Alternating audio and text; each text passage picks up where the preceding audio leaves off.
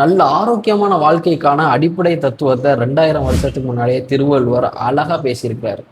மருந்தென வேண்டாமாம் யாக்கைக்கு அருந்தியது அற்றது போற்றி உணி. அதாவது நம்ம ஏற்கனவே சாப்பிட்ட உணவு முழுமையாக ஜீரணமாகி அடுத்து நம்ம பசி எடுத்து சாப்பிட்டோம் அப்படின்னா அந்த உடம்புக்கு மருந்தே தேவையில்லைன்னு சொல்றாரு. இன்னைக்கு நாம ஒரு டயட் சார்ட் வச்சிருக்கிறோம். கலோரிஸ் இவ்வளோ கவுண்ட் இருக்கணும், விட்டமின்ஸ் இவ்வளோ பெர்சன்டேஜ் இருக்கணும்னு சொல்லி கணக்கு பார்த்து சாப்பிட்டுட்டு இருக்கிறோம். ஆனா அடிப்படை தத்துவன்றது ரொம்ப சிம்பிள் தான். பசி, அந்த பசிக்கு ஏற்ற அளவோடி உணவு, இவ்வளவுதான். இந்த லைஃப் ஸ்டைலுக்குள்ள வந்து நான் நிறைய பேரை பார்த்துருக்கிறேன். அவங்க நல்ல வெயிட் லாஸ் பண்ணியிருக்கிறாங்க.